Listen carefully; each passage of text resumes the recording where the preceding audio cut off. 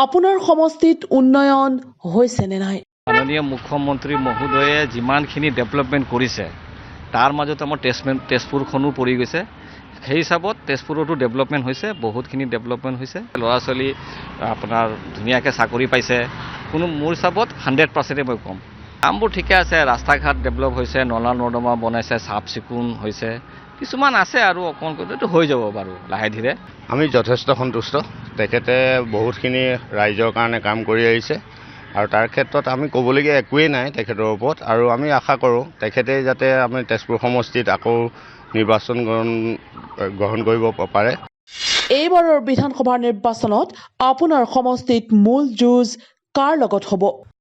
পৃথ্বীৰাজ ৰাভা আৰু হেৰিৰ মাজত, অলকনাথৰ মাজত প্ৰতিদ্বন্দ্বিতা চলিব। দুইজনে এতিয়া অভিনেতাই হ'ল, এজন প্ৰাক্তন অভিনেতা, এজন বৰ্তমান দিনৰ অভিনেতা। গতিকে দুইজন অভিনেতাৰ মাজতেই প্ৰতিদ্বন্দ্বিতা হ'ব বুলি মই আশা কৰিছোঁ। প্ৰতিদ্বন্দ্বিতা আচলতে এবাৰ আমাৰ যি বিজেপি মিত্ৰদীপা যি আছে, বিজেপি আৰু এজিপিৰ যি এলায়েন্স বা যদি হয়, তেতিয়াহ'লে তেওঁলোকেই প্ৰতিদ্বন্দ্বিতা বুলিবলৈ কাৰো লগত নাই তেওঁলোকৰ।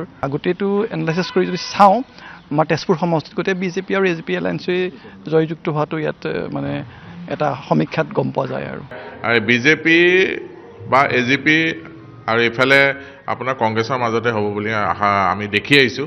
কাৰণ বাকী ধৰি লওক ইয়াতে ৰাইজৰ দলে হওক বা জাতীয় পৰিষদে হওক তেনেধৰণৰ ইয়াত ভেটি নাই তেজপুৰত। কংগ্ৰেছে বৰ বেয়াকৈ মানে ফলাফল এইবাৰ কংগ্ৰেছৰ হ'ব।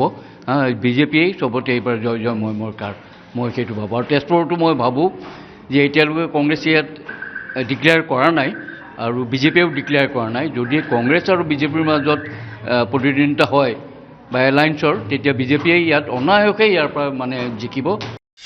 আপোনাৰ সমষ্টিৰ বৰ্তমানৰ বিধায়কৰ কাম কাজক লৈ আপুনি কিমান সন্তুষ্ট? তেখেতৰ কাম কাজতো আমাৰ তেজপুৰবাসী ৰাইজে সন্তুষ্ট আছে। যদি মই দিব লাগে, মই 10ৰ ভিতৰত 10 দিব বিচাৰোঁ। মই 80% সন্তুষ্ট।